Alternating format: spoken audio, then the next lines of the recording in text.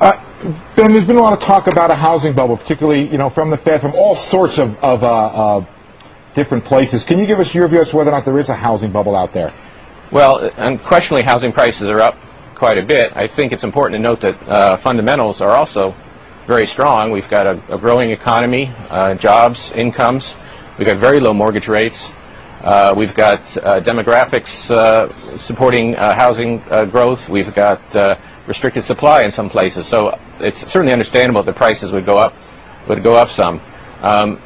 I don't know whether prices are exactly where they should be, but I think it's fair to say that much of what's happened is supported by the strength of the economy. Tell me, what is the worst case scenario? So we have so many economists coming on our air and saying, oh, this is a bubble and it's going to burst and this is going to be a real issue for the economy. Some say it could even cause a recession at some point.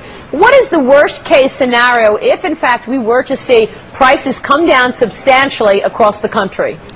Well, I guess I don't buy your premise. It's a pretty unlikely possibility. We've never had a decline in house prices on a nationwide basis. So what I think is more likely is that house prices will slow, maybe stabilize, might slow consumption spending a bit. I don't think it's going to drive the economy too far from its full employment path, though. So would you agree with Alan Greenspan's comments recently that we've got some areas of the country that are seeing froth, not necessarily a national situation, but certainly froth in some areas? You can see some types of speculation, investors turning over condos quickly. So those sorts of things you see in some local areas. I'm hopeful that, and I'm confident, in fact, that the bank regulators will pay close attention to the kinds of loans that are being made, making sure that underwriting is done right. But I do think that this is mostly a localized problem and not something that's going to affect the national economy. This scenario envisions that consumer spending, supported by rising incomes and the recent decline in energy prices, will continue to grow near its trend rate, and that the drag on the economy from the motor and housing sectors will gradually diminish. The motor vehicle sector may already be showing signs of strengthening. After having cut production significantly in recent months in response to the rise in the inventory of unsold vehicles, automakers appear to have boosted the assembly rate a bit in November, and they have scheduled further increases for December. The effects of the housing correction on real economic activity are likely to persist into next year, as I've already noted. But the rate of decline in home construction should slow as the inventory of unsold new homes is gradually worked down.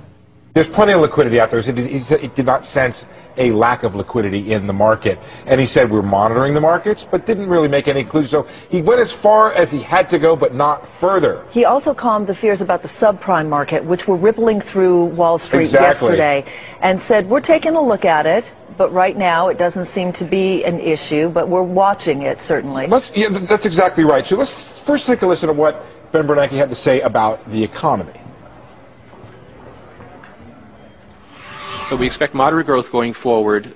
We believe that if the housing sector begins to stabilize, and if some of the inventory corrections that are still going on in manufacturing begin to be completed, that there's a reasonable possibility that we'll see some strengthening of the economy sometime during the middle of the year.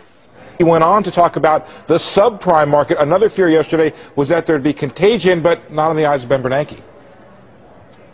Our assessment is that there's not much indication at this point that subprime mortgage issues have spread into the broader mortgage market, which still seems to be healthy, and the lending side of that still seems to be healthy.